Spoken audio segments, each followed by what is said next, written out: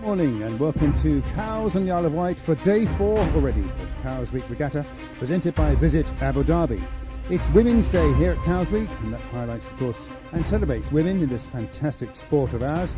A quarter of all boats racing last year had a female skipper on the day, which has grown year on year since it was first introduced back in 2006. But now, let's get the Musto morning briefing underway, and welcome to us on the platform. A little bit grey, we're going to hear from Fiona in a moment about why it's grey and rainy here. But first of all, Lawrence Mead, yesterday, what a day. Yesterday was some day, wasn't it? We were on tenterhooks up here on the platform, obviously waiting for that southwesterly that Fiona had promised us. And it did arrive, although bizarrely, once it got to Bramble Bank, it did stop. So Committee Vessel 3, who was out in the east, had quite some challenge to get some racing in. But I know that those boats, the quarter-tonners, in particular, had a great race down there.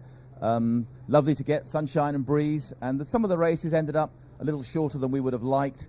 To be honest with you, the computer assumes that coming against the tide will be slow, but the X-boats were so close to the beach that they were in with the swimmers, literally. I've seen a picture of Phil Lawrence, who had a swimmer standing next to his shrouds, so they just beat our predictions and all got back quicker than we thought. And lovely images of that as well. I'm sure you've seen those online, on the web, and maybe in the papers as well. Absolutely, great pictures, great pictures. So we've had 3 really good days, haven't we, so far? We've had 3 great days. We've also had good variety. We sent the big boats to Lymington. We're going to send the big boats to Portsmouth today. We've sent the little boats up the beach a couple of times.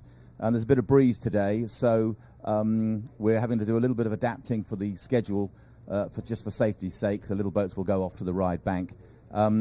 But yeah, great variety, and we have a Cowes Week bingo, trying to get everybody to do a bit of everything, and we're sort of, how are we doing on our bingo? Getting there, aren't we?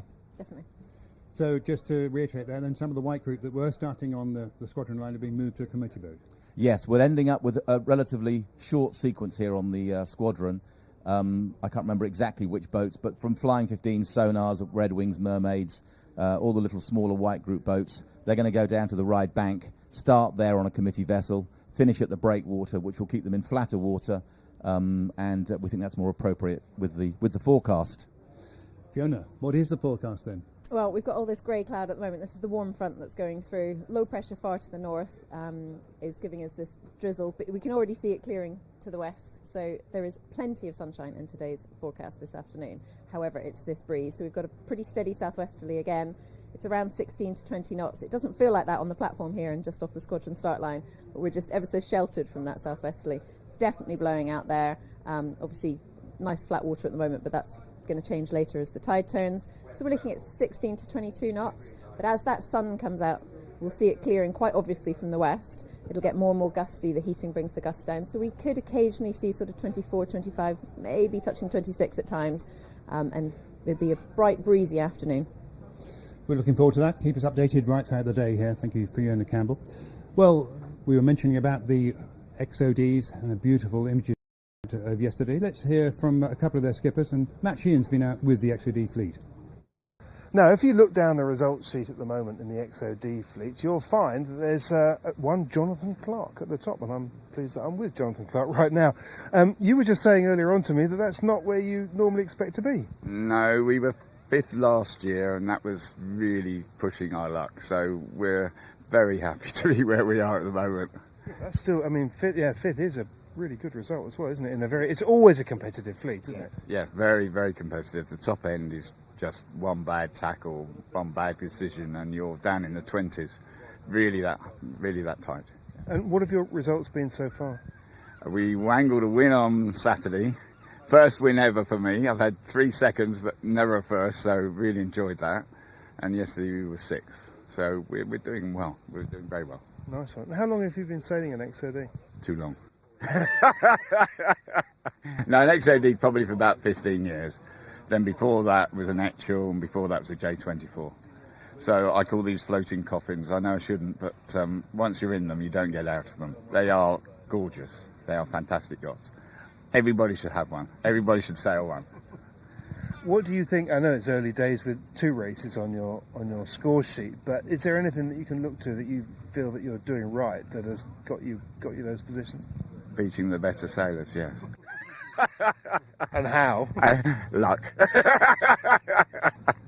No, more luck than judgment. The guys at the front of the fleet, I don't want to say who they are because they know who they are. They are brilliant. And to be up with them after 2 days is probably, peaked too early. Well, they do say better to be lucky than good. Thank you. I agree. Well, good luck for today. We'll be watching. Thank you very much. Bye-bye. Well, the XOD fleet, as we know, is the biggest fleet here at Cowes, and there's always plenty of stories to be told. And I have bumped into this gentleman here, Robin Bromley Martin. He's in the XOD fleet. Robin, first of all, tell us a little bit about your boat, because you've had XODs before, haven't you? And this is your second one. Tell us a bit about it. Actually, it's my third one, technically. We chartered 134 in, I think, 1966 for a couple of seasons, which managed to persuade my father to follow my advice and buy one properly. So we bought 136 Lafayette, which is a hampers boat. And then when I moved to Cowes here, after my parents died and all, there's nothing more, no more base in Chichester Harbour, so I bought Frivol, who's a berthing boat, and better suited to the slop in the Solent. Why is that? Because the tolerances are quite wide in the X-Fleet. You can the hampers boats have a very much more of a spoon bow, whereas Berthans cut theirs to the minimum for the Lymington slop and the Cowes slop now. And the number of this boat is 31. Crikey, that's quite an old boat. How old is she? 26. Does that take a lot to keep her up and running? I mean, well, as you can see, I'm not quite keeping on top of the maintenance at the moment. The deck got painted over the weekend, and the varnish work at top but I'm slowly rebuilding her inside and taking off some lovely old sort of toughenal blocks here and there. Well, that was the XOD stories, and they had a lovely day, and they're starting on a committee boat a bit later on. But let's welcome famous Hannah Mills, 2 gold medals and a silver, OBE, and Women's Day, we have to talk to you about it. But we're going to talk about Athena. Tell us about this foiling catamaran. Yeah, well, Athena Pathway Programme we're launching today, which is based around the Women's and Youth America's Cup that's been announced to take place in 2024. And so, yeah, we've bought an ETF 26 boat, which is out on the Solent today, sailing around, and we're essentially trying to provide more opportunities for women and youth to get into this type of sailing in the elite end of the sport. And very important to see today, but this is a training into the America's Cup, isn't it? Yeah, exactly. Yes, this is the start, very, very beginning of the journey. And for any females or youth sailors out there watching that might want to take a part in what we're trying to do, the website goes live today, and there's going to be an application form. So anyone who's interested in getting involved, please let us know. You're going to be inundated, surely. Hopefully, that's the plan. Yeah, we've got lots of plans, so hopefully. You've had a sail on one, haven't you, or two? I've not been. Well, I'm currently Yes. not sailing. I'm pregnant, so I've not been on the ETF because we only got it a month ago. But yeah, I've been part of the Sail GP Great Britain team, racing on that with Ben, and they've got a women's pathway program. So there's lots of exciting things happening with women in sailing. Now, for all the relatively ordinary sailors here at Cowsweek, what's it like on a foiling cat? It's insane. Yeah, like the Sail GP boats, the F50s are just the most incredible machines. I was blown away. Anyone that goes on them is just blown away, whether you sail every day of your life or whether you've never sailed before. Yeah, they're mind-blowing. One of the things on them, having sailed multi-hulls many years ago, is the centrifugal force. When you're going into a jibe, you're trying to be lurched over the side, aren't you? Yes, you are. Yeah, the G-force is probably what caught me off guard the most when I first stepped on. Obviously, you get up on the foils and the acceleration is quite amazing, and then you turn the corner and you are properly flung. So if you're not holding on or in the right place, then you're going to go for a big tumble. And it's all apparent wind, isn't it? It's all blowing in your face all the time. All the time. Yeah, we're going sort of 3 times, 4 times sometimes the speed of the wind. So yeah, we've not quite got to the 100 kilometres an hour mark on the Sail GP, but that's what the target is. It's quite incredible, and it's having a big effect, of course, because foiling is making its way into almost the cruising market, let alone the sort of overall racing, isn't it? Yeah, and I think what's great about sailing at the moment is you go to sailing clubs and you speak to the kids, and they're just buzzing about foiling. They just want to go foiling, and that's part of what the Athena Pathway Programme is trying to do, is inspire that next generation to grow our sport in the UK and beyond, but particularly in the UK, and bring that next generation into the sport of sailing. And for more information, where can they go? The Athena Pathway website, athenapathway.com. Okay, well, we look forward to seeing her out there on the water. She Yep. is here, but we saw them drop the main, so maybe a bit too much breeze, or Yeah, what? it's sort of 20 knots out there today, and a lot of boats have just come out, I think, so they were just probably being a little bit cautious. We know how busy the sailing can get. Hannah Mills, thanks very much for joining us up here on the platform, telling us all about the boat and Women's Day. Good luck with the continued pregnancy, Thank you. and we look forward to seeing you and the other women out on the flying boats. Thank you. Hannah Mills there, thank you very much to Hannah. And Matt Sheehan has his normal pontoon walk, but he's in a slightly different place today. Well, good morning. It's day 4. It's a little bit drizzly and overcast, but we're told it's going to get better. That's all good. Now, I heard overnight that there was going to be quite a special guest down here. So rather than going to the Yacht Haven this morning, I've come down to the Squadron Haven, because I think, from what I've heard, Sir Ben Ainslie is sailing on board Bertie Bickett's Fargo. So we're just going to go and have a look. And whilst we walk down there, one of the things that I love, the many things that I love about Cowsweek and our sport in general, is that it's one of the few sports where the real, true, proper rock stars with Olympic medals and World Championship titles and the rest of it, on their days off, they still come to play where they started. You can see him down there.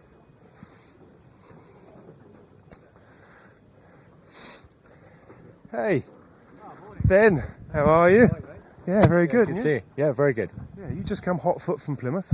That's right. Yeah, we had a good time down there. It was great, Sail GP, and had a good race. We didn't quite make the podium race, which is a shame, but it was really good to see so many people down in Plymouth supporting the league and the way that's all progressing. And we had the Duchess came down with us. We had a special Commonwealth race. I saw which that. was good fun.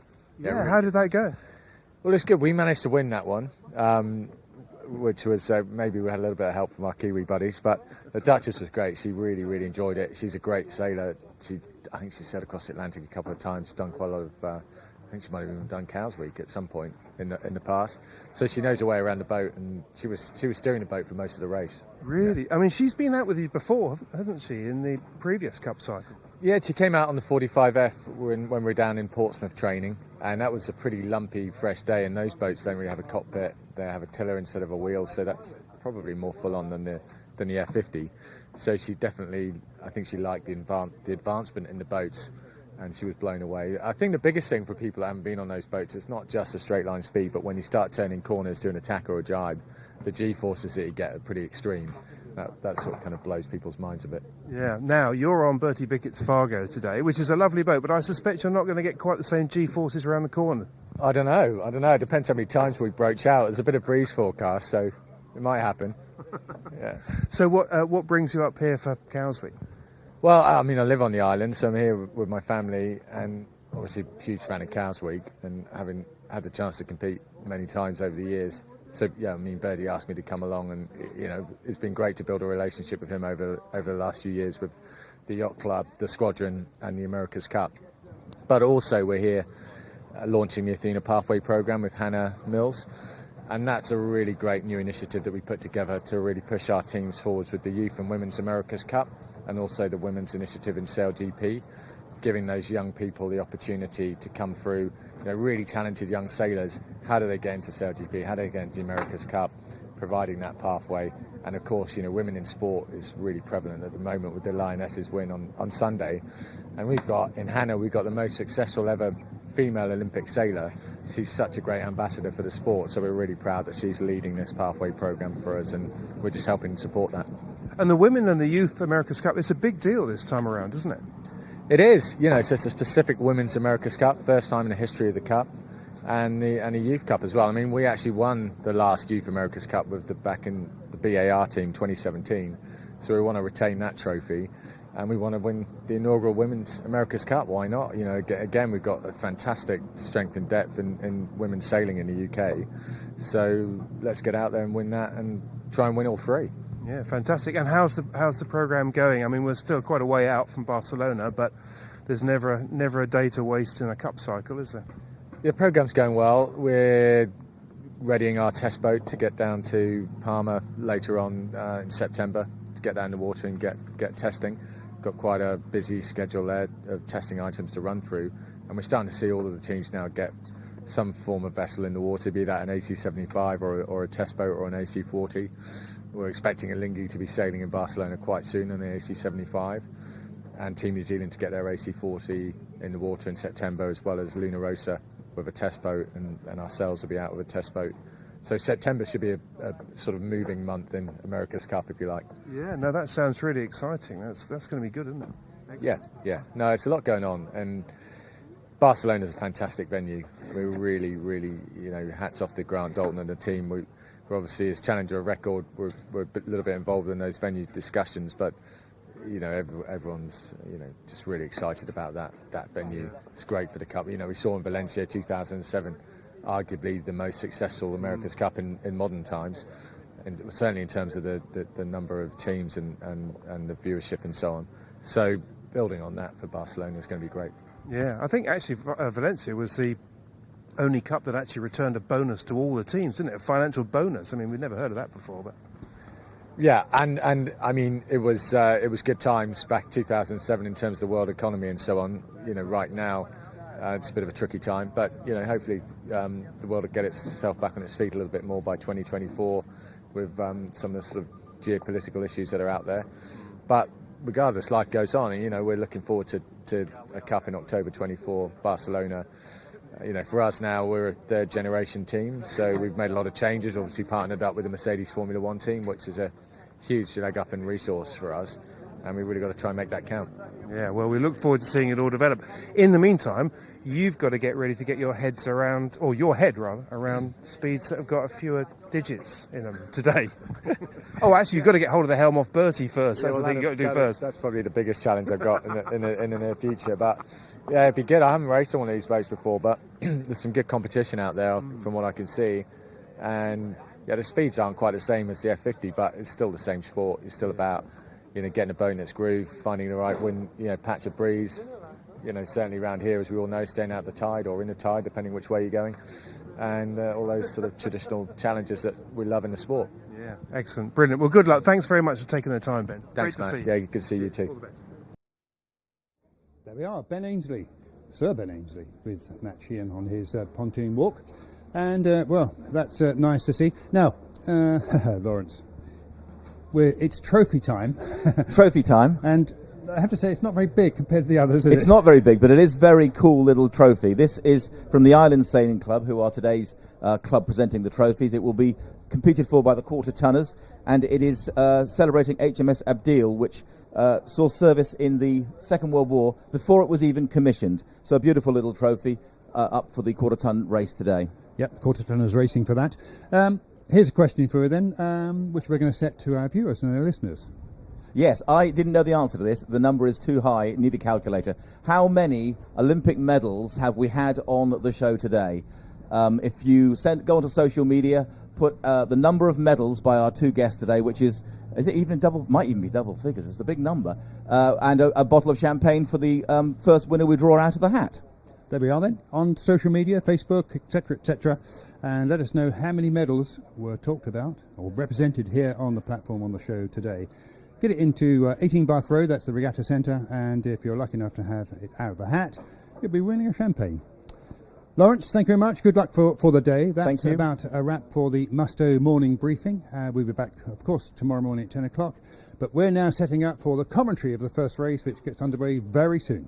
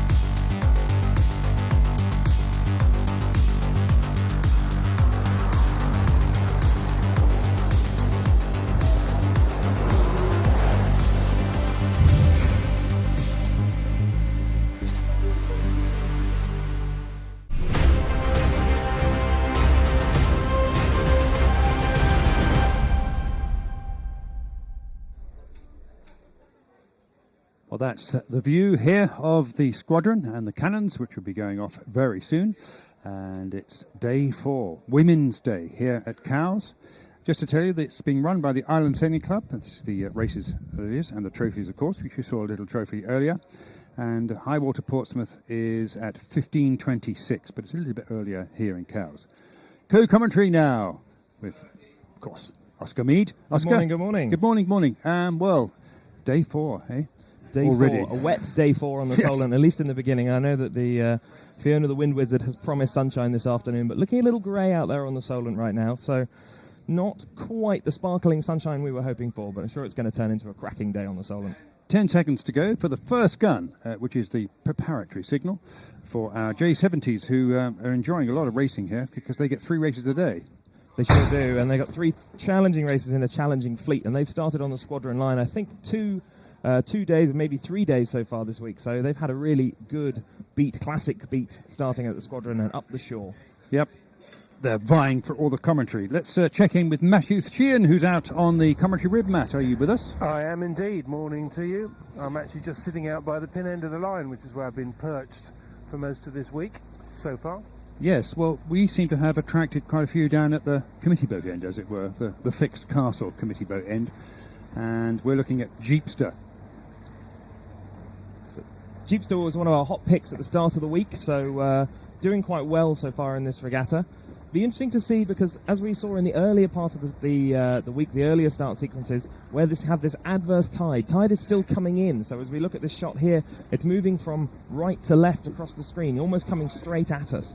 So we'll be seeing boats looking to start more on the island side, sticking to the shore to get away from the tide as that 4-minute gun goes off.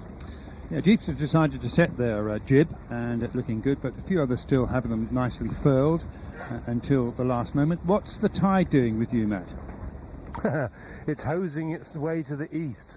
It's pretty strong actually out here. It's about it's a knot and a half tide. I've just been looking at where the pin end buoy is also in relation to the line, and it's about a boat length, a J70 boat length back from the line. So if people line up using that pin end, although I don't think they will today, because I don't think they're going to want to start out at this end. They're going to want to start down by you.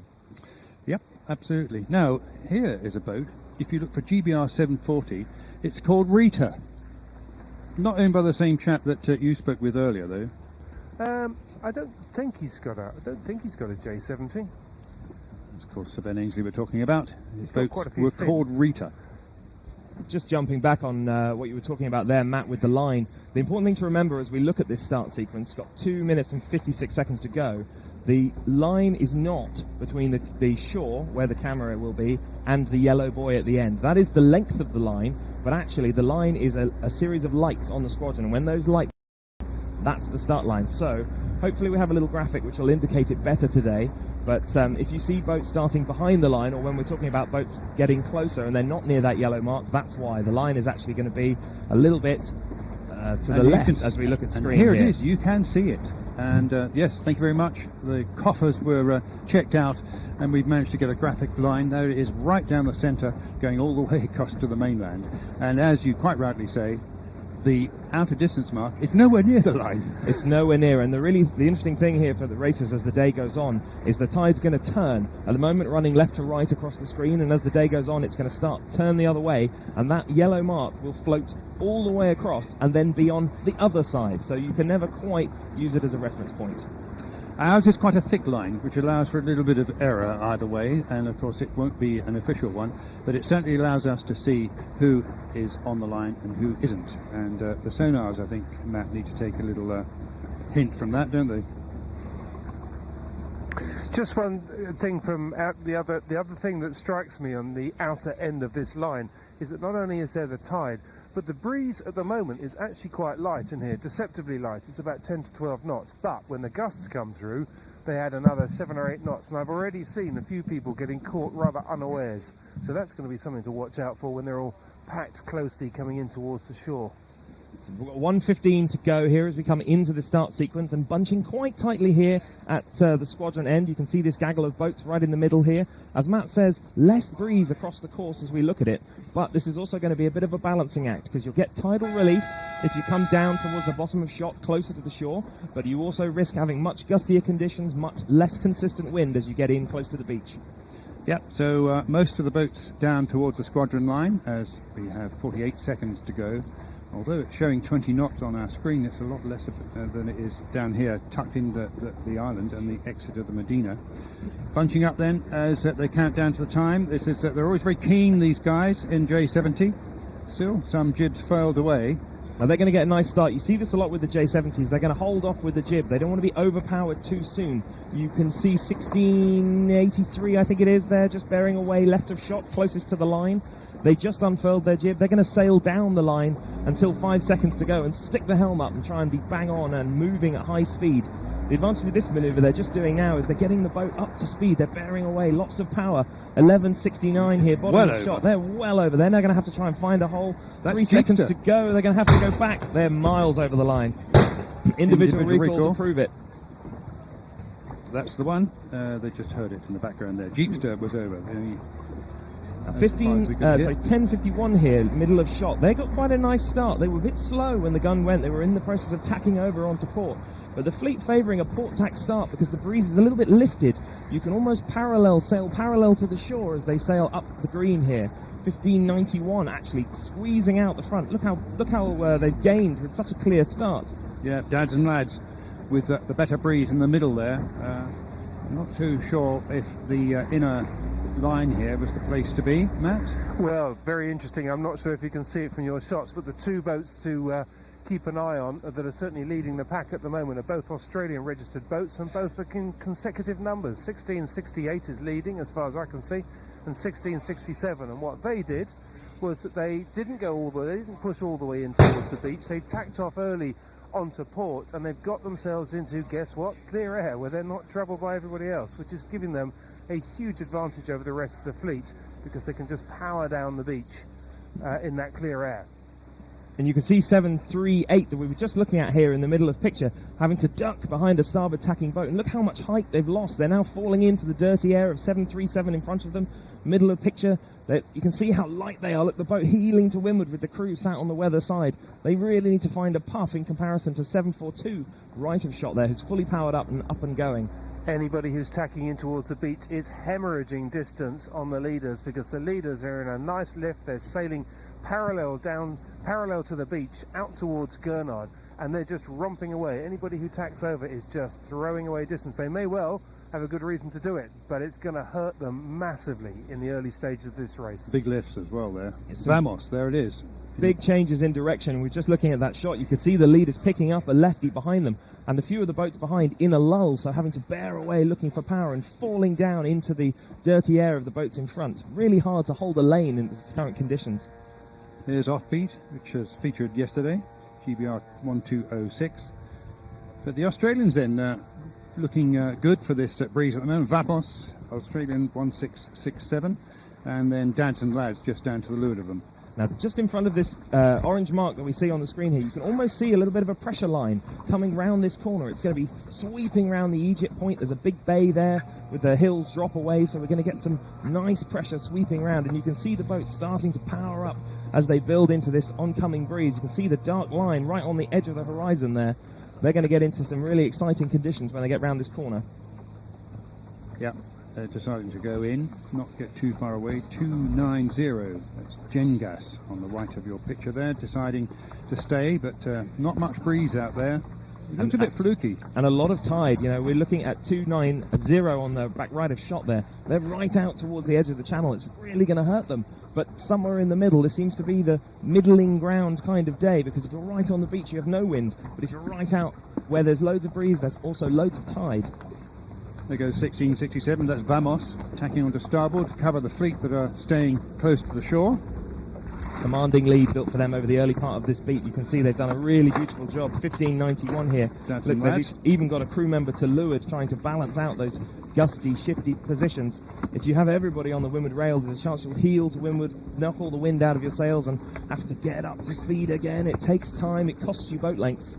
Nice slow roll tack there from the Australians. So the newest boats, that's the bottom three, Dads and Lads, Vamos and Celestial on the sail numbers, are the ones at the front. It's, I mean, it is a one design class. It is. Okay, that is the 1 minute for the next race. And yes, it's all go here. 5 minute starts. And we're into SB20s. Very hotly contested yesterday. This was a fantastic fleet, and they had a really good race up in the Western Solent, getting some nice spinnaker blasts, and they really favour these windier conditions because of those asymmetric spinnakers. They can pick up, the boat will plane as we have 35 seconds to go before the start. I'm seeing a similar pattern here with the J70s. Look at them clustered in about the middle of the line. They want a nice, clean run in towards the beach. We see the line marker here just in front. Is that 3.556 here, tacking there very close to it with 19 seconds to go. Well, they're staying shy of the line at the moment. That's 3.149. That's Yala Shamal is over the line. You can afford to be a bit punchier today. We were talking about this yesterday. The tide moving from left to right across the screen, although 3.556 definitely over the Three boats over the line. Interesting. So that probably 3.531 here, 3.556. OUYC. And one boat has already returned. So the other two have got to get their act together and get themselves back. Because 3.556 going back. This will help a little bit. We talked about this yesterday with the tide slooshing from left to right across the screen. It's not quite as painful. If you get it wrong, you can go back, but you still obviously lose a lot of time. So Carnage pushing out there on port tack. Nice gust. Main sheet just coming in, a little bit luffing behind the front of the mainsail there, and pushing on with a bit of speed. Behind them is Pepperami. With the grumpy old men sailing in their crew, but doing a really nice job. The grump clearly working for them this morning. They're really settled, maybe a little close to the dirty wind of the boat in front. You can see the tide on that trimaran. We're just looking back of shot there, moving across. It's absolutely slooshing out at the moment. But the 3814... 3.814 is excellent. Doing a lovely job here. Look, they're nicely settled as they sail up the beat. Good position from them. Look, you can see the boat inshore. A little bit less stable, a little bit more fluky conditions. Excellent, in an excellent position, having a nice little beat up this island shore. Yeah, and they're controlling this because they can tack at any time and force the guys by the coast to either call water or slow down. It's not going to be... These aren't the best upwind boats you'll see at Cowsweek. They're not really designed for that. They're a good all-rounder. They're a great downwind spinnaker boat, big asymmetric spinnakers. So they'll really be looking forward to the run later, blasting off down across the Solent. Yeah, nice breeze for racing here today on day 4, Women's Day. And the sports boats, which, Matt, actually we were just briefly talking about yesterday, but it's worthwhile repeating, you know, that you can pick up a sports boat for quite a few grand, just a few grand, I should say. He's not listening. He's not listening. He's doing something else. But yes, they were saying very affordable, this class. Lots of boats built as a one design. So very, very open to new skippers. They were saying like 4,000 to 8,000 for a whole SB20, which is fantastic value. So great for building the class. It is. Often when we don't get anything from Matt, he's checking the moorings. I could just hear an engine starting there as well. I think he's... getting going again, but you can see them here. Look at the height difference as 3.556 leading just gets a little lift. You can see them pushing up, and behind them 3.814, I think it is. Couldn't quite read the sail number. 3.807, sorry. In that header, you can see them now falling into the dirty air coming off the boat in front of them, and these two almost line astern as they sail up. You can see the J70 fleet top of picture. They're just getting to the corner of Egypt Point. That's that white marker on the corner with the red middle. That is the Egypt Point marker. Nicely settled here as we go on board with the SB20 leaders. Yeah, just looking over his shoulder, checking where the competition is. Yeah, we're going to get into attack. So they're going to go back in. They're going to get out of that adverse tide, and you'll probably find they're also covering off. Yes, there we go. There's another boat inside them. They want to stay near them because the last thing you want to do is push out onto a corner on your own and find out you've gone the wrong way. Absolutely. Well, keen on that, 3.814. And we're looking now to come back towards the next starts, which will be Etchells on the inshore line. But, well, sports boats looking forward to some good racing. If the breeze stays up and comes up as predicted, you know, over 20 knot gusts, they're going to be exciting, aren't they? They're going to have a fantastic afternoon, and hopefully we'll be able to see the course here. For the Etchells is the Etchell Fleet course. So just as we were talking about, a short beat up to Royal Cork and then an interesting leg across the Solent. It's going to be a challenging leg for an Etchell because it's not going to be a spinnaker, I think, looking at that angle. But they're going to have some great runs and beats up into the So the sort of world's course, as they call it, down by Bramble Bank. So they've got a busy afternoon of back and forwards in the Eastern Solent. Yep, finishing on the straight line, not finishing on the squadron line. So that's the 1 minute for Etchells. E on the sail with a tick in front of it. That's the boats. They have their World Championships a bit later in the year, and we'll be looking for some of these top boats. Not that many. The Plant Hunter was doing well yesterday, I know that. The Plant Hunter's doing well. Had a difficult start to the beginning of their week. They were OCS and went back on the first day. They were OCS and didn't go back on the second day. So they're not quite where they wanted. The boat to look out for here has got a Hong Kong flag on the back of the mainsail. That's Jamie McWilliam with Mucho Grande leading into this morning's racing. And you can just see him here just below the yellow marker, just sailing across. There it is, right in the middle, bow number 7. We can see that red Etchells flag on the back of the main. Here's the line. He's having an excellent day. And they're just all shy of it at the moment. There is one which is going to be across the line. 8 seconds to go. And it's going to be very tight. You can see them bearing away. 14.59 at the back. There's definitely over. They're going to have to go back. In fact, individual recall. Looks like another boat. I think there's another boat at the top of this gaggle that are actually over as well. So be interesting to see if they make it back as well. I think that was 1353 there, just at the top of shot. I think they also might have been over. 1490, that's no dramas for them. In nice breeze, but it looks going soft again. It does look light, and if you look here at 10:20, middle of picture, they're fully powered up, and they're going to sail right through the lee of 1353. They are. And if they can get their bow out in front, they'll be in a really nice position here. The only downside with where they are is they're not going to be able to complete attack because they're too close to the boat to windward of them. So they're going to be forced out a little bit, out into the tide, until the boats inside them decide to have a nibble at the beach. That's Sumo really pushing on with speed there. Sailed right through the lee. They have absolutely just decimated the two boats in front of them, really powered up off the start line and just gone right through. And you can see them just to the right of shot here. They've gone right bow forward, almost look a boat length clear. So really nicely done by them. Look at the boats inshore here. There's so little breeze up on the shore. You can see the Hong Kong flag of Jamie McWilliam coming in from the right-hand side. That start didn't work out for him. He's got a lot of catching up to do. 6 or 7 boats in front of him as they go up this island beat. Tide against, you can see how they're favouring. The wind a little bit further left this morning. They're able to follow up along the shore rather than see all that tacking along the beach that we saw earlier in the week. Here it is then. 10:20, going well at the moment. Going really well. Sumo. Look at the consistency. Etchells are complete one design, so hulls, sails, everything all the same, and it's only crew work that makes the difference. And you can see them here. They all look like they're tied together with pieces of string, absolutely going the same speed up this beat. So really hard to make gains back. Easy to make losses in Etchells, but hard to claw it back at the end if you get it wrong.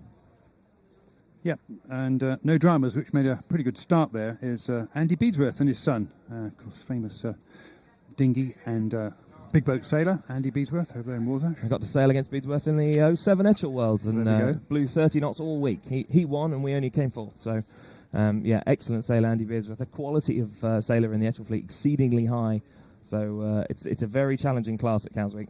He was saying Cowsweek, he prefers the windward lewards. He doesn't like orienteering, he said. The orienteering, though, is one of those classic parts of Cowsweek. You get to see all over the place. You get loads of legs. We were just talking earlier about having that two-sail fetch/run thing across the Solent for the Etchells. You wouldn't do that any other time as an Etchell sailor because they're so used to that Grand Prix windward leeward racecourse. So it really shakes things up. Yep, well, China White's overtaken Sumo there, so Sumo's little offshore leg didn't really pay off. It's that tide, as soon as you get off the beach, you get all of this adverse tide, which is really painful. China White, don't forget, local Cows resident, also winners of Cowsweek last year, so they're quite used to this beating up the shore and doing the orienteering style. We expect them to place well in the week overall, even though their week didn't start the way they planned. Getting a bit of power up there now. We'll come into that freshening breeze as we get closer and closer. You can just see there, moving out of shot, was the beacon at Egypt Point, the white tower with the red middle. That is the corner, and the wind and tide will sweep around there. Plenty of rocks to keep you honest when you get up towards the beach. But yesterday, as we saw all the X-boats coming back in our Must-Day morning show, hugging the beach within 10 feet. Nice example there of China White tacking on top of Sumo to give them dirty air. But we've come back to the start line for our next start. And those are the Darings, which we heard about yesterday with Giles Peckham, who isn't sailing on Dauntless. And their course, very similar we see to the Etchells. Similar styles of boat, very good upwind, not quite so speedy, I should say, downwind, but an interesting leg across the Solent, and then some twiddly stuff happening. This will be good for them. They get a bit more classic windward leeward as they go back and forward across the eastern Solent. Yep, the Darings with the chevron on the sail to mark those. For those of you watching, perhaps, and spectating. The tide is really getting a little bit stronger there now, and you can see out by the blue rib moving across the shot there. It's absolutely hoofing from left to right across the screen, and you really want to be trying to stay at the bottom of picture as we look at it. You can see Daring 14 right down here. They're staying right by the Royal Yacht Squadron. In fact, most of the boats in this bottom right-hand corner of the screen, they're desperately trying to keep out of that tide. Yes. But quite a long way back from the line, 24 seconds to go. They'll be thinking about pushing up. You can see 10 here. They're probably early if they're going for a run. Don't forget, the yellow mark is not on the line. The line is a little bit to the left of it. We'll go to that there. Yes. In fact, the yellow mark is quite a long way to the right of it now as we look at the screen here. You can see our rib is almost bang on the line at the end there. So 10 is over, 37 is over, 14 is going to be bang on the money. Look at them. Absolutely excellent start from 14. High speed as they came into the line. Dancer. On port tack, Dancer absolutely nailing that start. Yeah, great start by them.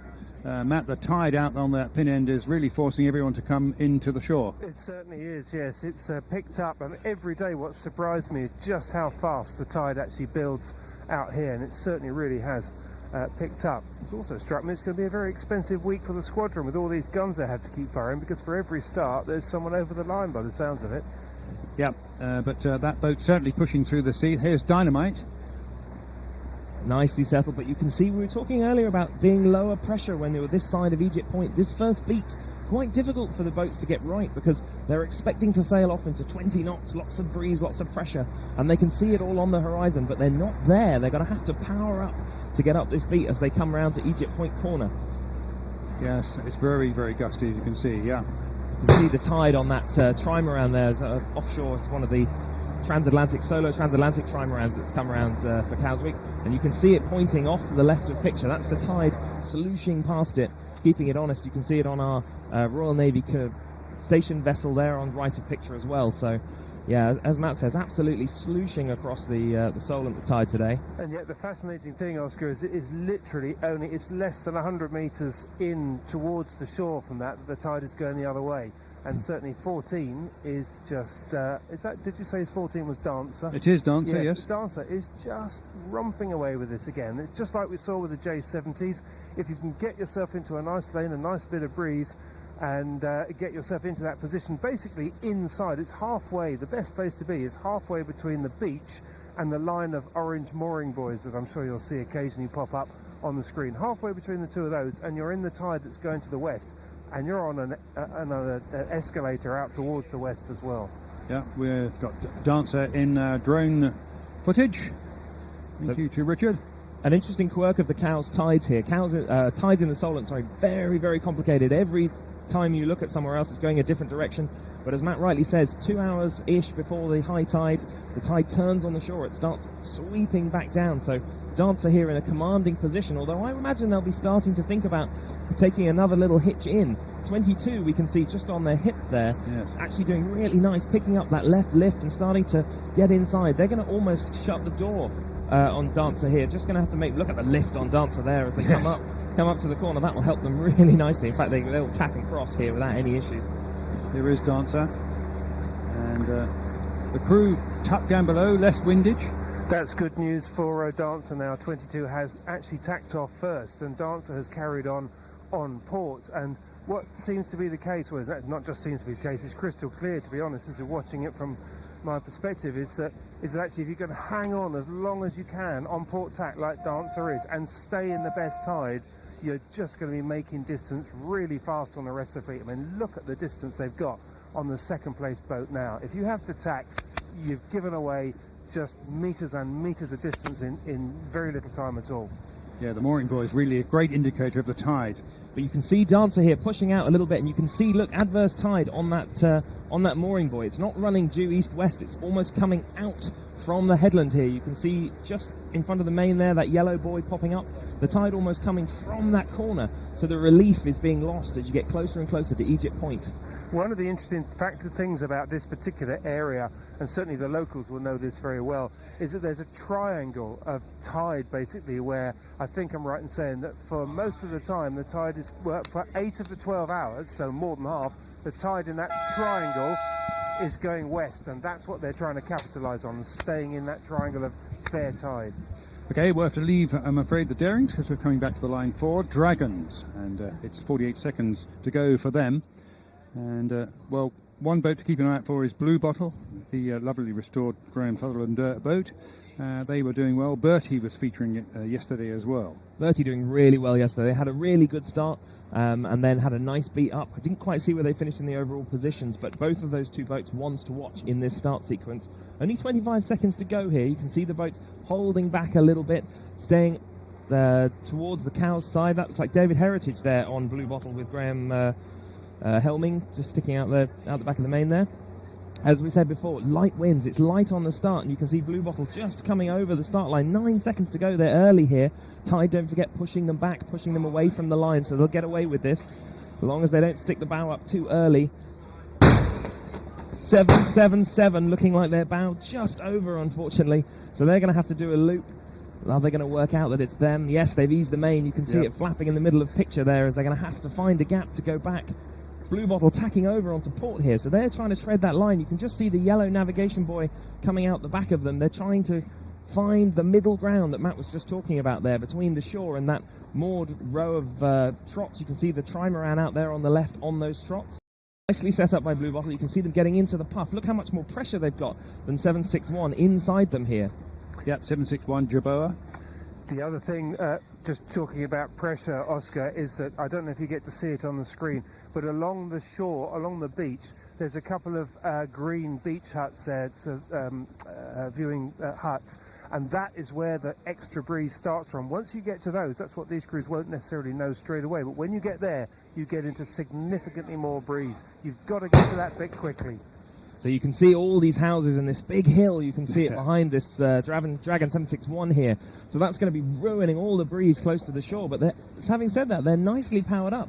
And as Matt said, we'll start seeing those green beach huts where the breeze frees, the hill drops away a little bit behind them, and you get some of that more consistent pressure coming in over the Solent. And Blue Bottle's just getting into that now. She's accelerating, and just as I said it, she gets into that extra breeze and gets a 10-degree lift as well. So she cranks herself up now to now.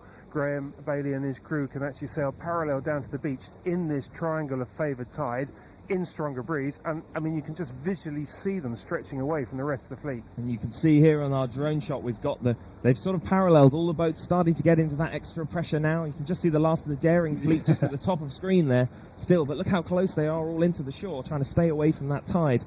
On board with Blue Bottle. Yes, Graham very well campaigned here and sailed many cows weeks in many different classes. Beautifully restored historic boat. This is absolutely stunning. If you get a chance to go and see it on the dock, I highly recommend going to have a look because it's beautifully finished. Lovely lift from them. Look at them as they get pushed up into the shore. They're just going to be able to stay in that tide if they can keep working those lifts, stay near the beach. They don't have to do any tacks. As I say that, they obviously tack because of the commentator's curse, but they do go back in for some tidal relief. That's a surprise actually, but the good news for them is that 761, isn't it, also tacked. Jerboa also tacked to go in, so that's good. So the threat is actually 816 from outside. Beautifully timed actually, Graham, there for that starboard tack to push them away, and he's got a controlling position here until Jerboa calls for water. He does, but as you say, he's going to have to go with them when they go, and you can see them squeezing up. Look at Jerboa pushing the helm over, trying to close the gauge and make Graham's life more difficult. Look at the gap narrowing between the two as Graham tries to keep the helm down, keep the boat speed moving. He can't survive there. He's going to tack early before they even call for water. They could have gone another 2-3 boat lengths into the beach there if they'd been feeling punchy. Pretty close to the beach there, wasn't it? It was pretty. I mean, this is a classic Solent he who dares wins bit of beating, because you can get in some places really close to the beach, and then sometimes there's a really big rock. Now Jerboa is really pinching high there to try and get an advantage on Blue Bottle. I'm not too sure that's going to pay off because it's very fluky right in there, as you say, right down by the green huts. Meanwhile, 682 ecstatic. We're watching. Nicely powered up there, you know, we can see they're not looking for loads of extra power here. Once they get into that little bit of puff, they can start to accelerate away. Blue bottom left us shot here. They're nicely powered up, but they've got the crew sat out on the rail, and by comparison, Jerboa. 761 Jerboa on the beach, going all the way to the beach. Look at them, basically tacking on the shore, saying hi to the person standing there on the beach. And a big left for Blue Bottle here as they come upwind. I think that's the risk, and we've seen it day after day so far this week, is you get yourself locked into the mentality of got to get to the beach, got to get to the beach, and very quickly the reality is you don't need to get to the beach. And 761 has actually pushed it too far and has lost a lot in that game, because in that move, because the rest of the fleet have actually sailed out round the outside of them. They're in extra breeze, they were in pretty fair tide. The game changes really quickly down this green. Yes, well, those stories will unfold as we go back to the start line for 25 seconds to go for the Sonars. And unfortunately, they won't be able to see our nice grey line, which marks the start. But we can, and we can tell you there's a couple of boats already over. So 14 seconds to go. You can see the fleet lining up, 724 right in the middle of shot. They're trying to ease the jib. They're pointing all the way down at the squadron. But even from there, unless they only stick the helm up with 2 seconds to go, it looks like F right in the middle of shot. They're well over. 747 right in the middle of shot. They're over. Individual, they can identify the boats. So 724 that we were looking at just there, actually not doing a bad job keeping the helm down and going to tack over. Oh no, in fact, still coming into the beach here, bottom of picture. So they're going to go all the way to the island shore before tacking up the beach. It's 2 Andrew Castle Foundation boats. Yep. Look at the difference in height between 602 and 724. I think one's trying to get back to the line. 602, I think, well, almost trying to maybe keep their bow ahead, trying to just hook up onto the hip of 724. They do all tack now back out of the squadron. You can see the squadron breakwater there on the right-hand side of picture. Tight racing in the Sonars. That unnumbered boat trying to make a port tack start didn't make a very good job of it, I'm afraid. They didn't, and I think we're on board with them now. Well, this might be 747, but I'm pretty sure they were over at the start, so it'll be interesting to see. Hibiscus, this is. 737 there just on shot. They were very close to the start line as well, so Jenny. Have to get the final say-so from the race officer at the end of the day. But it's a long day at Cowes. You don't want to be over. If in doubt, play it safe, because otherwise you're going to race for 3.5 hours and then find out you're OCS, which is extremely painful. You notice how helmsmen, if they want to go a little bit faster, they lean back as though they're going faster than they really are. Yeah. Now he's leaning well forward on that unmarked boat, as you say. See them just getting a lead bow here, just having to keep the helm up a little bit to maintain the gap from the boat. You can just see the transom poking out from underneath the boom. You've got to keep that separation, because otherwise, if you fall into them, you have to tack. And none of them want to tack yet. They want to go all the way to that beach, at least in the early-ish stages here. They think they do, and they're going to tack over later on and stay out of that tide. Yep, classic tactics here for port and starboard. In fact, the port and starboard boat, almost to leeward, Fiscal, has actually improved there, even though they were pinching up on Hibiscus. Sometimes if you're that lower boat, you can have a bit more of a controlling move. If you can close the gauge a little bit, you force the boat to windward of you to have to pinch the whole time. And look, they couldn't survive the weather boat tacking off middle of picture here, going out on port. They didn't get to choose when they were going to tack over by the beach. Nice job by, was that Hibiscus you said? Yes. Excellent job from them. So sailing all the way into the beach and bumping off the boat outside them. That's Hibiscus with the G on. I think 737 is the one who's getting it most right, though, at the moment. It's got the distinctive blue decks. They're now leading this. They got a nice bit of breeze. They were first into this breeze that still, once again, picks up once you get to those green beach huts. The breeze picks up 2 or 3 knots. They got there first, pulled their nose ahead a little bit. They're on a bit of a header. I'd be inclined to tack now, just to cover their position on the rest of the fleet, because they've done very good work over the last... There we go, rolling into attack, just to cover their position. They're in decent breeze, get themselves lined up. Nice shots, drone shots here of the fleet as they sail out, and you can see them starting to set foot a little bit further offshore, the distance building between them and the beach, and we'll see boats probably starting to tack back over. Just appearing in the top right of picture here is that boat Matt was talking about with the blue decks, just by that yellow mark. Here we go on board with Jenny, and they're sailing back into the beach to get out of the out of that tide. And as Matt was saying before, the wind by the beach hut starts to free up. You start to get a bit more consistent pressure, so you can afford to be that little bit closer to the beach as you get towards the top end of the green. Okay, well, a minute and a half, just under a minute and a half now to go to the next start, and that's the quarter tonners racing for that mine type trophy, the little one. Yes, So, really funky trophy. Yeah, here they are, quarter tonners, and Hotly contested, this class, Yes. but a number of boats named Bullet, so if you hear multiple references to Bullet, that'll be why. yes, there's bullets with an E and bullets with an I. So quite an interesting course for them, actually. Ooh, yes. They're going to have to navigate across that adverse tide, so we'll still see them going up towards up the beach a little bit at the early part of the beat, but then they're going to have to cross the worst of the channel, and they've got a series of windward leewards there in the western Solent. Nice close-up shot of 7-8-9-1. This is Bullet. Yep. And this was Bullet was winner on day 2 for sure. Watched them finish here on the squadron line, nice and close with the cannon, so they had an excellent start to their regatta. And also just behind them, I believe, 775R is another Bullet. Yes. I think that's Louise Morton. So she's also having quite a good regatta. All women crew on that boat this week, so that's great. That's Coat 3090, very close to the line, and only just about got rights there. 15 seconds to go. They haven't got long here. You can see them all pulling the helm away. They all think they're early. They're going to be conservative. Louise on her own there in the middle of picture. She's a long way out in the tide, so it'll be interesting to see what she can do with 4 seconds to go. Still pulling the helm away. Very conservative.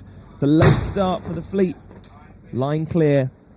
And that looks like a Sonar B here. Yes. Just getting mixed in with the quarter-tonner fleet at the bottom of picture. Protis is the boat there in the lead. Just sailing out of picture there, so nicely finished. You can see really, really beautifully finished with carbon race sails and all sorts on these rebuilt quarter-tonners. 3090 here, middle of picture, nicely powered up. Look as they come off the start line. Yeah, they were the ones that headed out to the pin end. Got themselves hooked around the back of another boat and found themselves a lane, made themselves a lane almost, on board with bullets. Watch them going upwind. And not fully powered up here. Look, they've still got a crew member in the boat sorting the jib. In fact, it looks like they're setting up for attack. Are they thinking about it, or are they just getting organised? They're certainly just getting organised. They're going to leave a crew member to leeward. Don't need all the weight on that windward side because it's light at the start of the race. See how shifty it is. So shifty. Louise off on 775R on the right-hand side there. She's going to be in a lot more tide, but a little bit more consistent pressure. Look at, she heels over here. She's got a bit more pressure compared to Bullet on the inside, who's bang upright. They need to find a gust to keep their campaign alive. Yeah, well, Matt, certainly a distance away is Bullet, and they're out on their own there, aren't they? I'm very surprised that she's chosen to start out there. I wonder if they had an issue with something, but it's an odd place because that tide is just, there's so much of it against you. I'm just inside the red buoys, those mooring buoys, and it's even here, it's starting to pick up against them, but there's a huge difference between the tide here, inside the red buoys, and where Louise is. Well, the Spanish boat going very well. The Coat there on the right of our screen. Well, that is the Greg Sidney Academy lads on that boat. That's great to see them out there in Coats. They've really come on leaps and bounds, that group. They're so enthusiastic, and they're really putting it together now.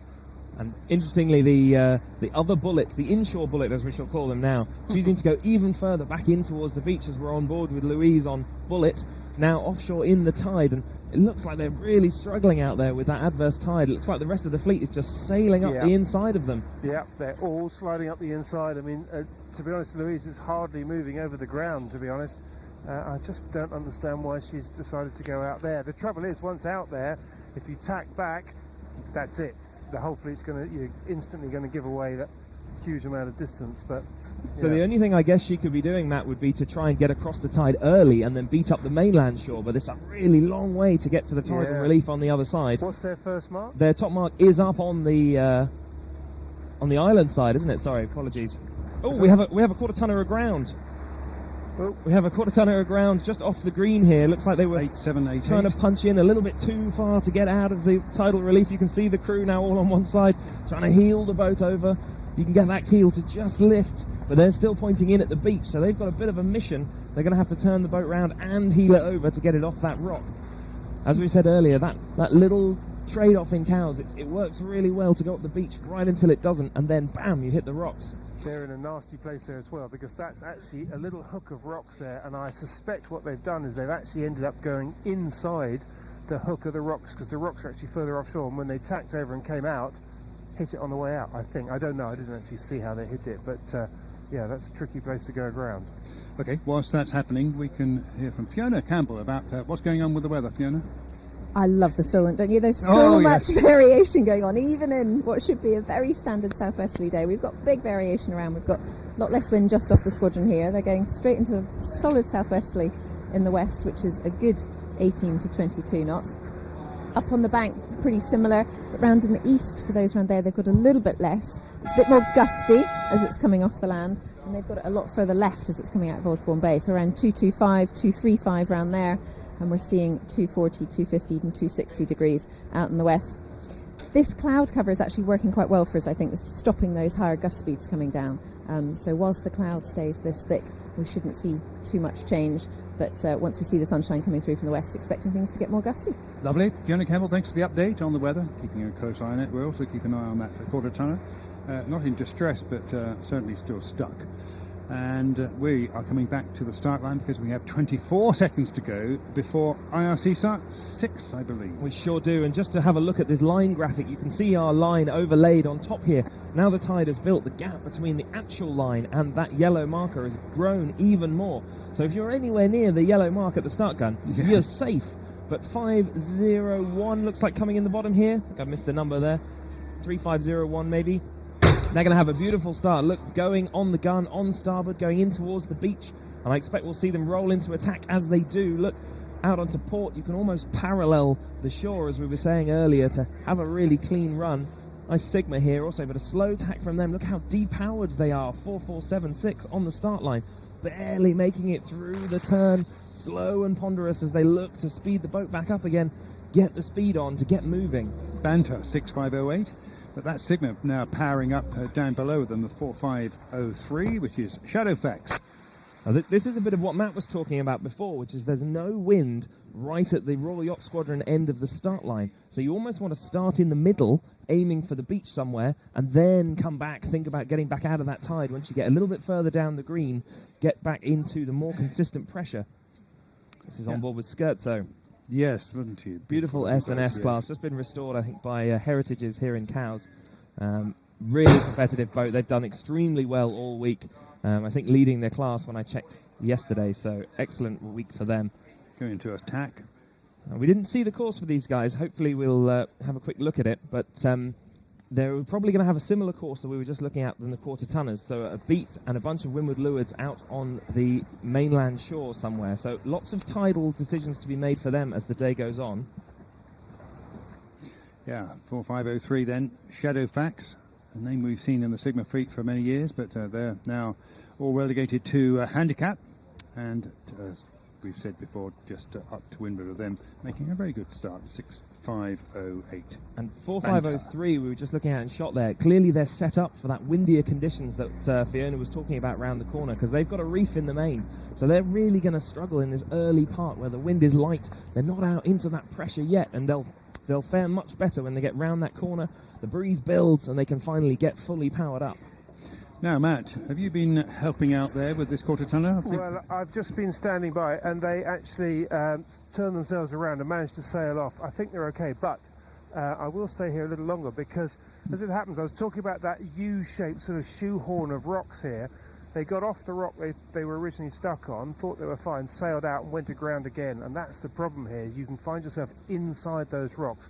I think they're okay because they're just heeling the boat over and just, there we go, they're back underway again. But it's funny, we were here a couple of weeks ago for another event at very, very low tide, and Richard, the drone pilot, and I were here actually filming this bit, looking at that loop of rocks, thinking, that's going to catch a few people out. It has caught out as drumbeat, is it? Sorry, the quarter tonner? No, actually, I don't know what she's called. It's I'm not sure what she's called, actually. It's not written on there. Well, the IRC Class 6 sailing by, the stricken but okay quarter tonner. End of their day anyway. Here's Shadowfax. They've got a bit of a marker now. I think you'll see them being a little bit more conservative. These are slightly bigger boats in IRC Class 6 anyway, but definitely you'll see them standing off the beach a little bit. You always get a sort of everyone taking a bit more of a conservative line. As soon as someone hits the beach, everyone goes, oh no, it is shallow, there are rocks. And you can actually just see the rocks coming out of the shoreline there on that last picture. So Look at the difference in height here between the Sigma at the bottom of shot and the light Kevlar sails in the middle. You can see the Kevlar sails in the lift, but sailing less pressure. Look how the mast is coming up right here. They're going to have to pull the helm away, and the boat in front of it, look, pulling the bow down, looking desperately for that pressure to get the speed back on, get out into the next pressure. But this is handicap racing, so it's all down to the calculations at the end of the day. It's a long race still to go for them. That anyone could win that one. As we go on board here, we're back with the start line. Just coming up to 1 minute. There it is, Contessa 32s.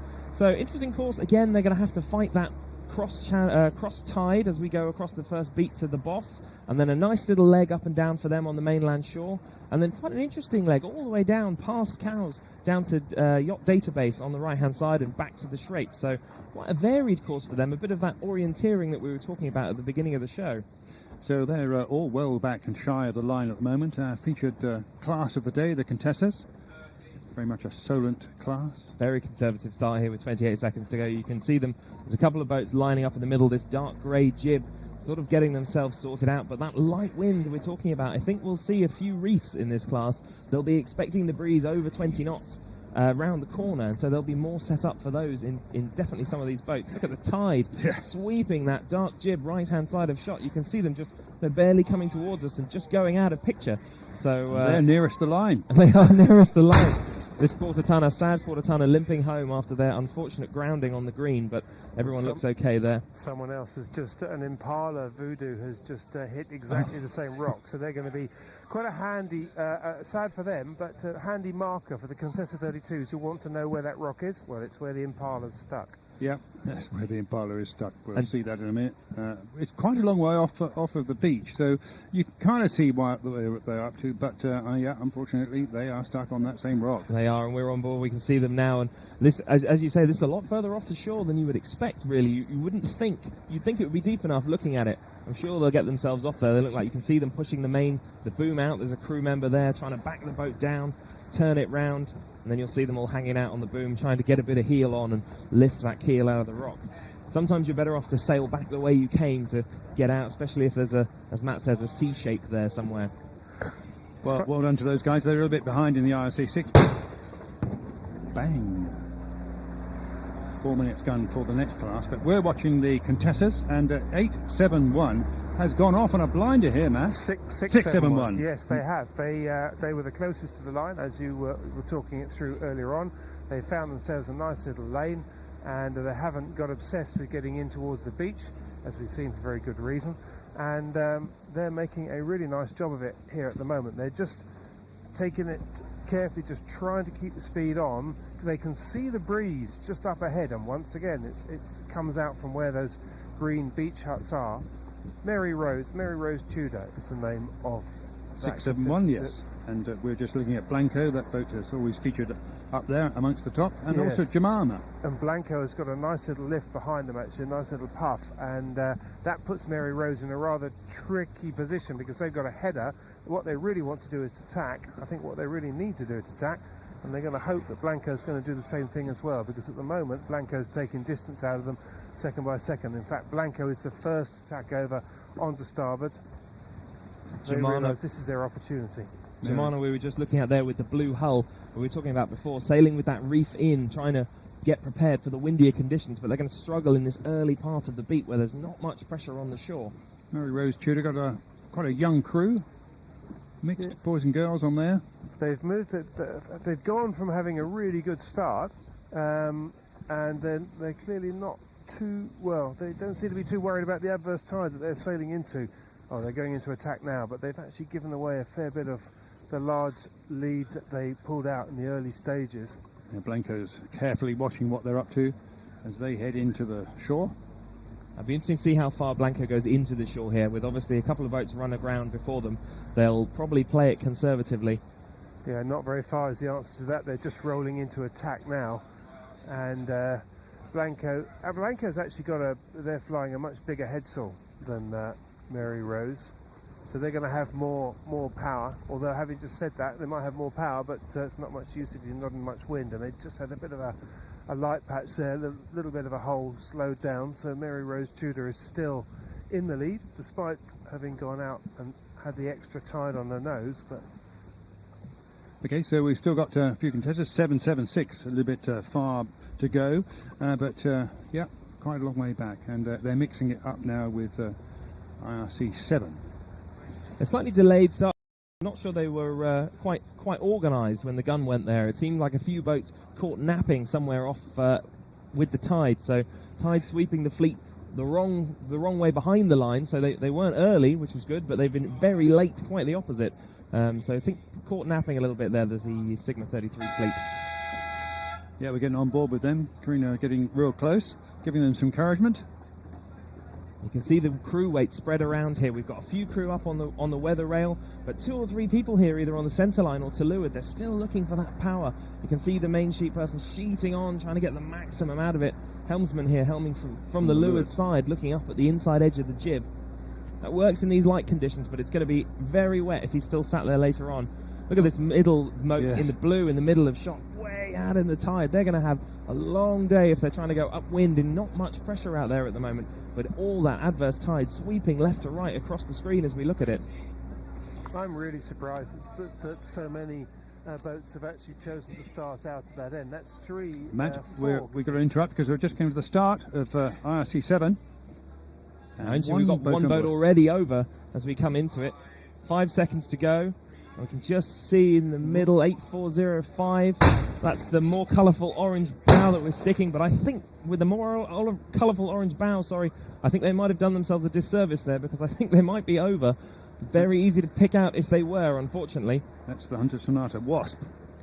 Lots of Sonatas in this fleet. You can see with the round logo with the swiggle through it. 8504 in the middle of picture here. But number 2, W2, coming out top left of picture. Look at them, beautifully powered up, but at that far end of the line. Yes, it's a West Solent 1 design. Beautiful. Suvretta. Absolutely beautiful. Powered through there. But they're going to be thinking about tacking, and they're going to want to come back inshore because they are the most offshore boat. They're going to be in the worst tide out there as we look at 5765. I think this is the Contessa, but they're dangerously close to that rock. Very close to that rock, and they may end up going aground. You can see them in a little bit of a left lift at the moment, coming back towards the shore slightly. I'm hoping we don't see them tack, because if they do, that's going to be a short day for them. Big long keel, I guess, not so deep as some of the others in their class. Oh, no, look at that. There we go. They come to a grinding halt right as the drone is overhead. That's an sure way of getting a bit of coverage for you. Probably commentators curse for that as well, but they're going to have to untangle themselves as we look at the rest of the fleet going upwind. Still going Blanco again here, tacking on the shore.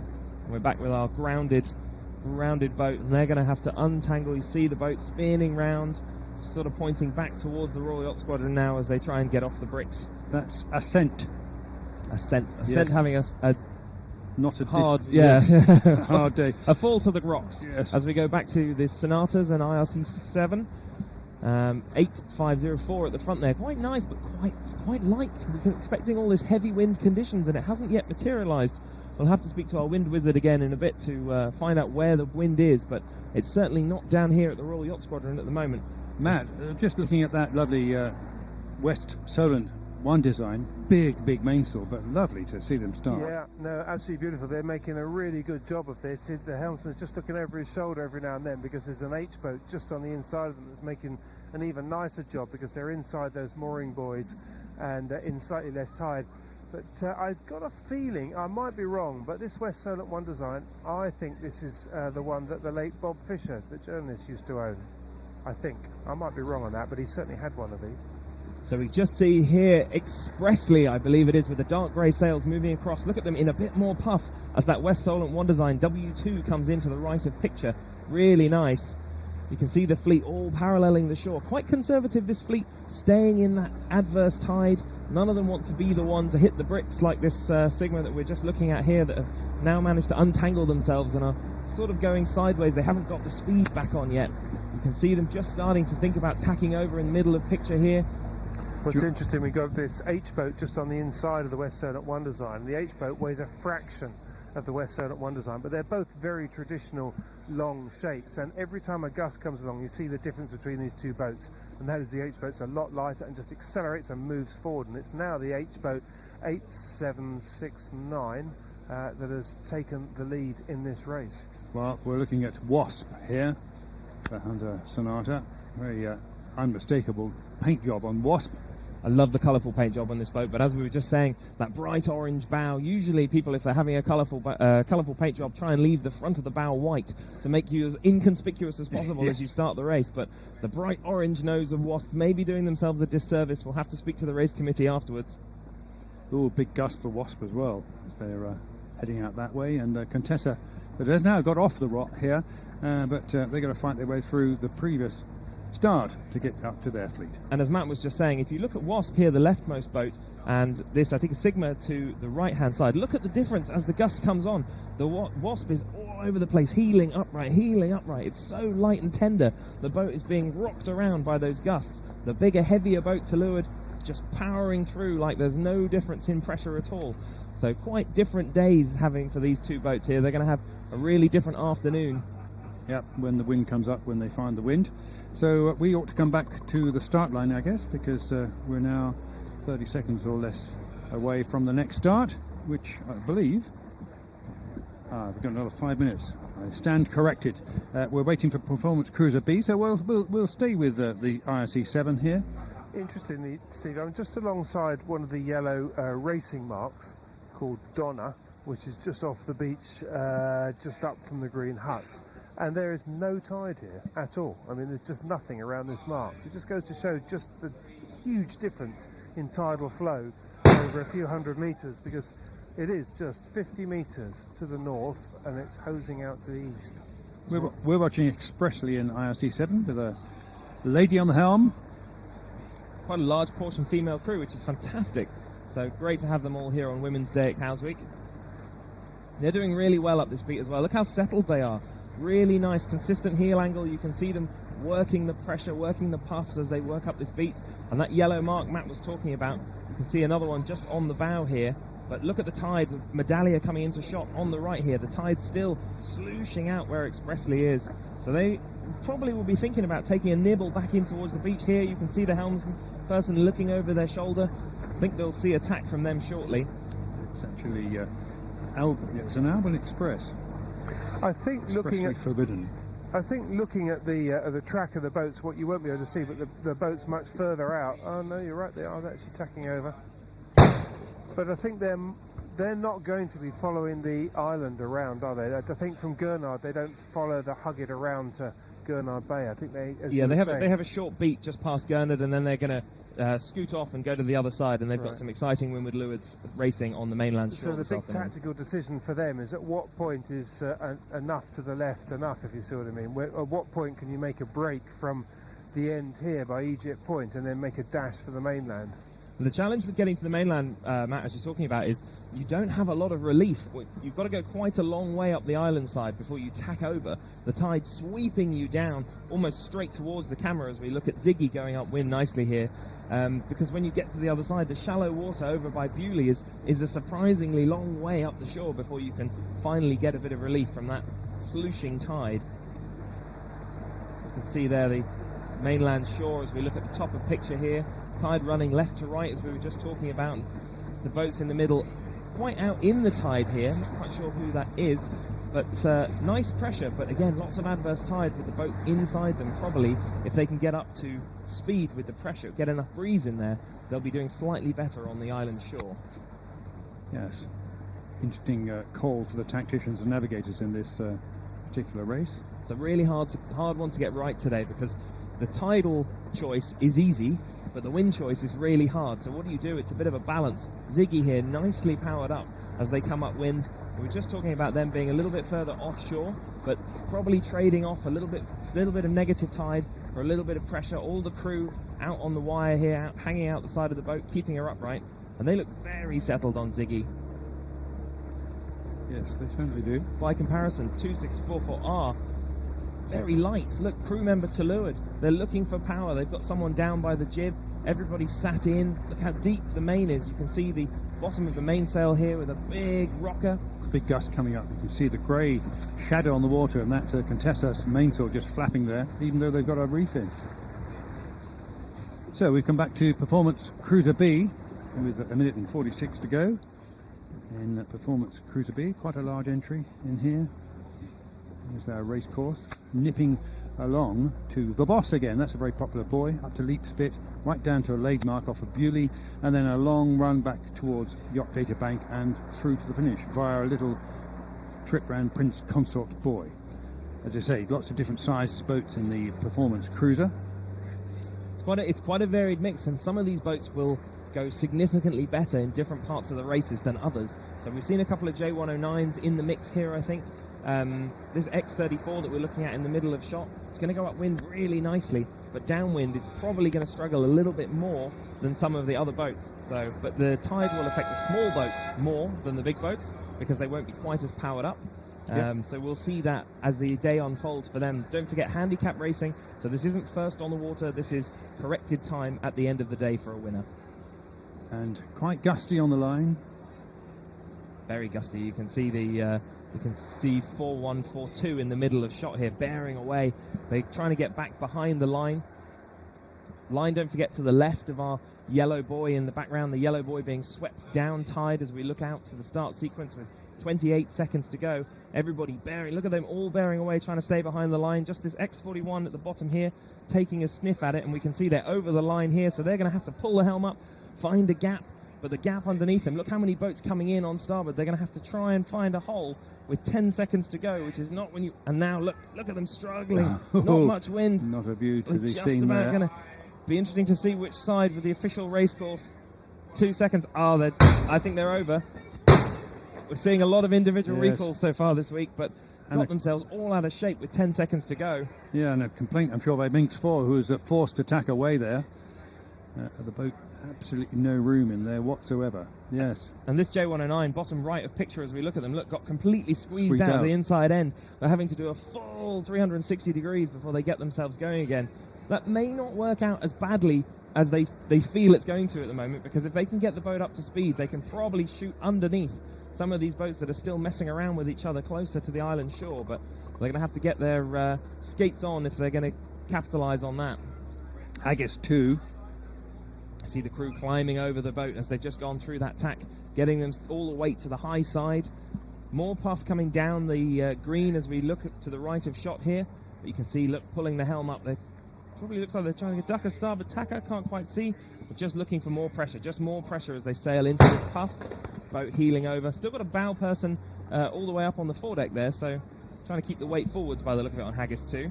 But our lee boat on the far right here of this picture is certainly done well. Minx 4, no, sorry, Arcadian and Arcona 370. Yeah, they're still on the little left of our picture. That's the second place boat.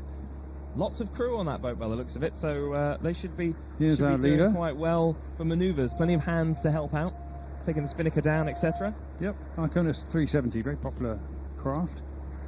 From up there in the Danish world. But quite light here. Look, the crew moving their way to leeward, trying to keep the weight forwards. They're looking for a bit more power out of the sails, keep the sails a bit deeper, keep the boat driving.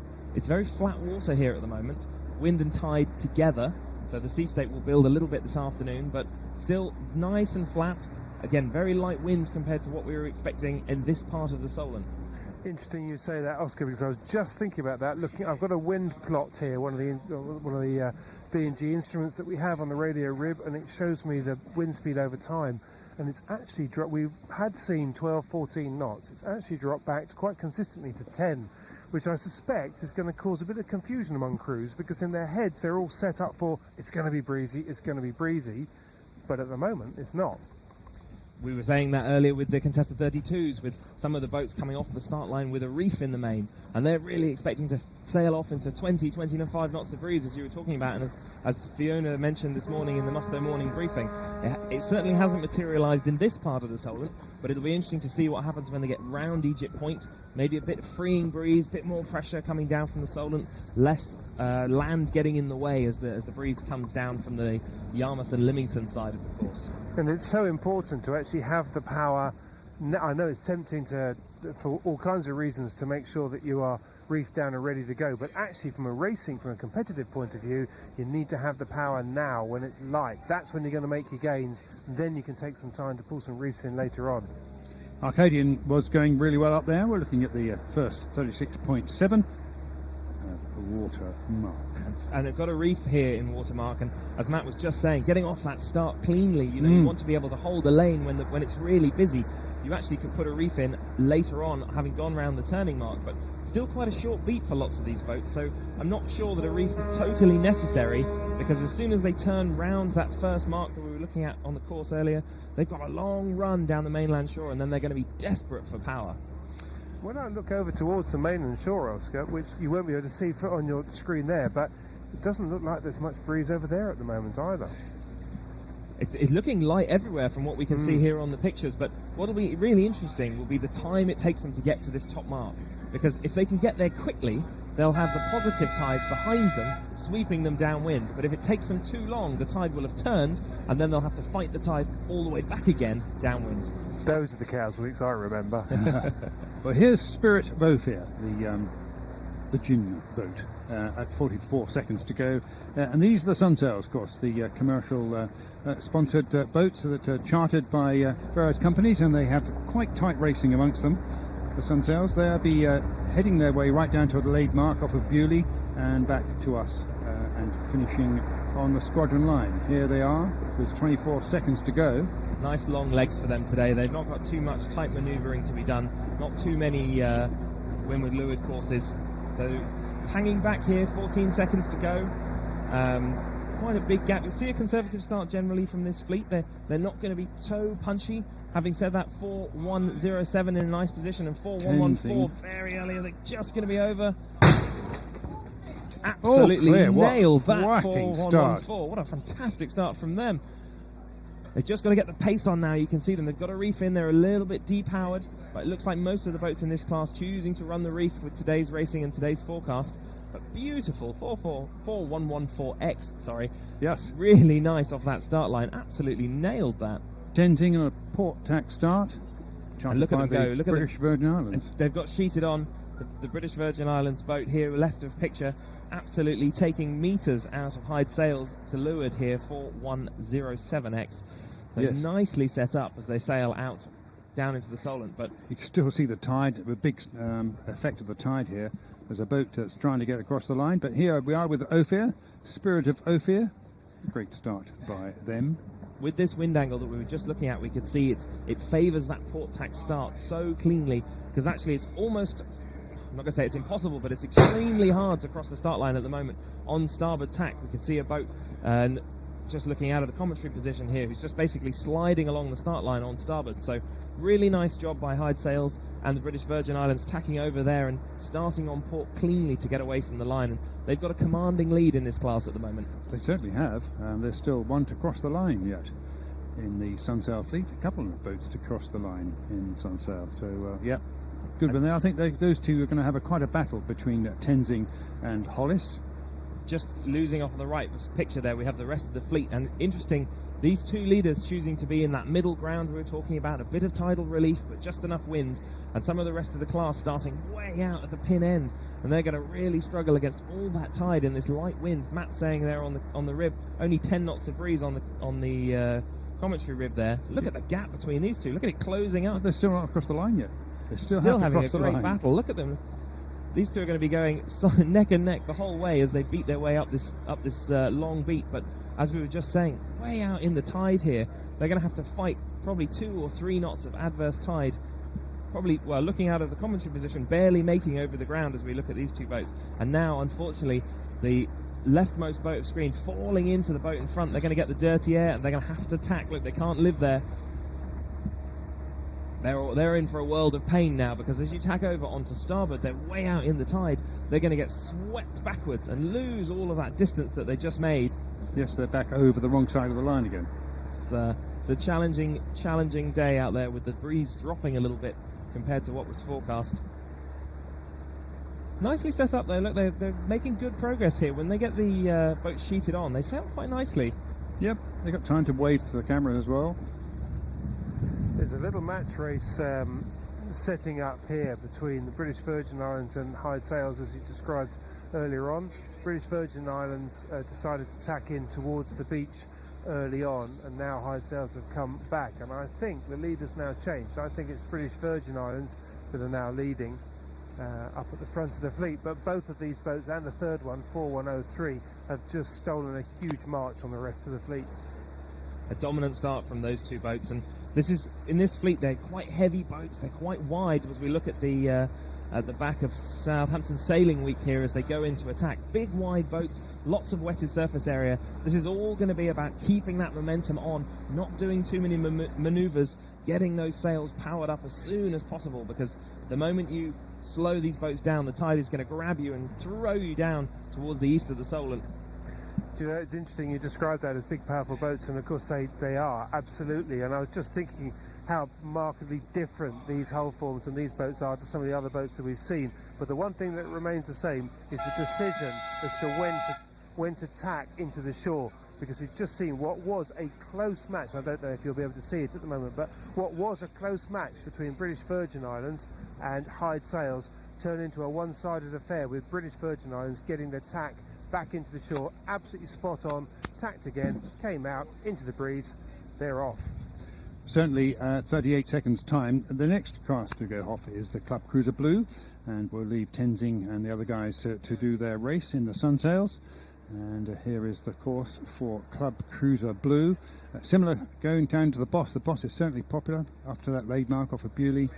Into the laid mark near Gurnard, up to Greenings, and then across to Yacht Data Bank and back to the finish. With 15 seconds to go for Club Cruiser Blue.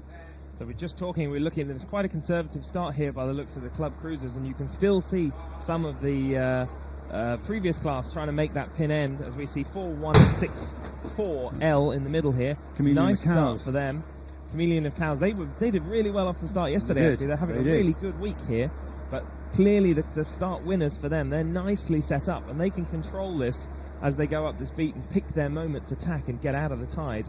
I don't think we'll see any early tacks, as we were talking about before. Very light here off the squadron. You can see bottom right of picture, no gusts on the water at all very consistent.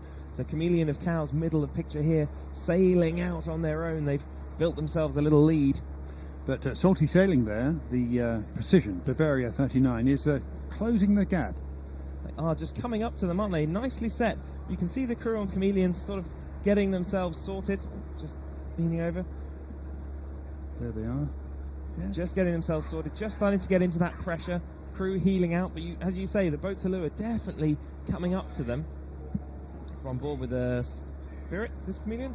Yes. Beautifully finished boat.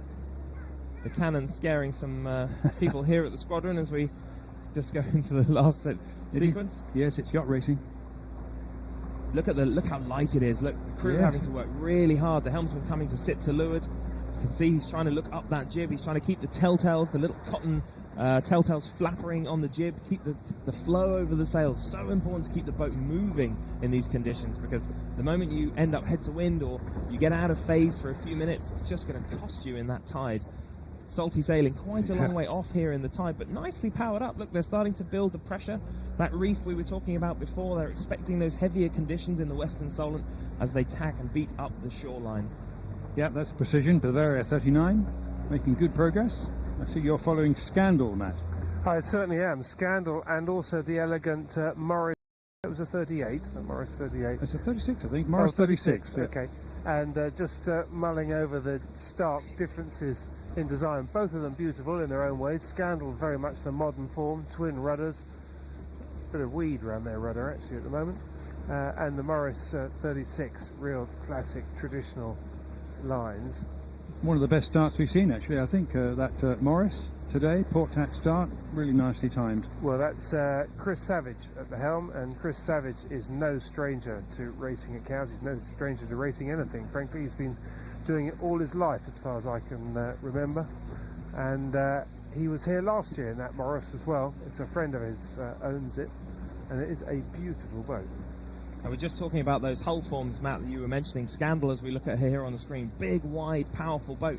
She's probably not going to have the edge as we do this long beat over against the tide to the Boss. But as they tack over, there's a fetching leg back across the Solent, and her big, wide, powerful form should give her the edge as they fetch across. Handicap this class, don't forget, so there'll be a corrected time at the end, hopefully taking into account all these beautiful variations in design. and Chris Savage tacking right on them. Yeah, they saw them go in a gust. It was also a lift as well on the other tack, or a header on port and a lift on starboard. So they both saw it at the same time. And Chameleon, as you say, Chris Savage at the helm, just seeing what's going on and tack to cover them. We're looking at Swan 391 Gladeye, and yes, so there we're waving to them. They're yes. all loving it. They're having a fantastic time, aren't they? But they need to, I think, a little bit of a scrub, don't you? It's a bit of a scrub never hurts as they come in, but you can see the crew out on the rail. They've all got their life jackets on. They're all ready, which is good. But no reef for them, so they've chosen to go fully powered up, which I think is going to pay off for them as the race unfolds, because it's just not building the way we expected with the forecast today. Look at them, with the boat almost completely upright here, even with the crew sat on the rails. Not much pressure where they are. No, it's all those barnacles slowing them down. Lovely classic old shape though, that long Isn't it transom. just? Really nice. Right, there's a minute to go for our last class for the squadron here today, because the smaller white group have been moved to a committee boat start to get them out into this breeze. So we're heading back to the start line, and Club Cruiser White with 42 seconds to go. Very similar race course to them. They go to Westleak rather than Bewley Laidmark, and they'll be back here sometime this afternoon like the other guys. Again, the tide really showing how important it is to make that port tack start down here near the squadron. You don't want to be out by that pin end at all. And look at those boats, middle of shot, just going completely sideways on starboard. 20 seconds to go, and at this rate, with 20 seconds to go on starboard, they're not even going to be close. 14 seconds. Yep, they're going to have a long run. It's going to be first person to tack on port close to the shore here. Is going to have a nice start. We look out, there are a couple of boats will come into the right of shot in a second, who are the inshore boats. We'll start to see them. Just seeing the bows appearing now. All clear, but that tide getting the best of this class, keeping them back from the line. You can still see those late boats to the right of shot who didn't get this way, didn't get down to the squadron end early enough, and not actually capitalising. 3554L here, middle of picture. Illusionist having actually a nice start here. Oceanus 34. Looking for power though. Look how light it is on the start line. They're going to have to try and find the breeze as they come up the shore. But nicely started on port. Pretty well timed. They were just out of our vision. And they're in a nice position here as we look at these grey sails in the middle of picture. Controlling, they can choose to parallel the shore. They've got room below them to bear away if they're looking for breeze. Getting a nice gust now, look. They've got a really nice position here, and they can control this fleet from their position. You can see boats offshore. Look, there's so much more power when you come offshore, but there's so much more tide as well. So you'll probably find that these boats, if we look at the bottom of picture and the dark grey sails right in on the shore, they're going very different speeds, but over the land, they're probably going the same speed. Yeah. 2364 is Moyini, the Super Seal 26. Huge variations, and it looks Isn't like it? 2, 3, with the reef in, yes. 4, Here's 6 Illusionist. Almost two-handed, I think, in the middle there, so a bit short of crew today. But Illusionist nicely set up. But light, look how light it is. The helmsman trying really hard to just gently keep the boat moving in this shifty look conditions. at the gust. See, Puff big in front. gust. Yeah, but it's quite a big, heavy boat. More often seen in charter fleets in the Caribbean, perhaps, rather than racing here at Cowes. But a big gust for them, pressure. cracking start. It's going to be like that all the way until they get round this headland. This beginning beat of the race might be one of the most challenging parts of the day. It's going to be really hard to find that pressure, stay close to the shore, out of the tide, but thread the needle the whole time. Another Oceanus. This is the Oceanus 311 with a reef in. 4 up on that boat, so they're going to have a busy afternoon. Plenty of things to keep the crew busy as they sail around this course. It's Fantasia. Our screen is showing that the Central Solent has 22 knots on it. So, not sure what part of Central Solent that is monitoring. But I'm not sure if Matt's seeing anything like 22 knots. But No, I haven't got anywhere near that. But that's not to say it's not happening somewhere else in the Solent and somewhere in the middle, but certainly not around here. well, Matt, that's more or less at the end of the commentaries from here, I'm afraid, because the others are out on a committee boat. But, well, one word, I think, for this particular set of races, and that's tide. Yep. And an advantage today is that the outer distance mark, which doesn't mark the end of the line, it marks us the distance, was well short of the actual line. So the Sonatas only had to go around the mark, didn't they? Yes, it certainly did. It was Yeah, that was for anybody who had their eye on the front of the fleet. The outer end of the line was irrelevant. You needed to be on the inner end. Very much so. Okay, well, so our craft are heading their way down to that set of marks. Over on the far side of the race course, everyone's still going upwind. No one really belting along downwind, which is what these conditions are really going to be suited to. So don't forget to join us a bit later. YouTube, of course, we have today at Cowes, with myself out talking to the people racing and sailing, and we look forward to that. So that's about it. Oscar, another great day, and we have passed halfway, would you believe? I know, it goes so fast. As soon as we get into the week, it just whistles by every day. So no, really good day, and hopefully they'll have a good thrash out into the Western Solent this afternoon. Okay, we're all back for the Musto morning briefing at 10 o'clock tomorrow morning. As I say, don't forget to check out YouTube for the Today at Cowes. This is Steve Ainslie and Oscar Mead and Matt Sheehan signing off for the day.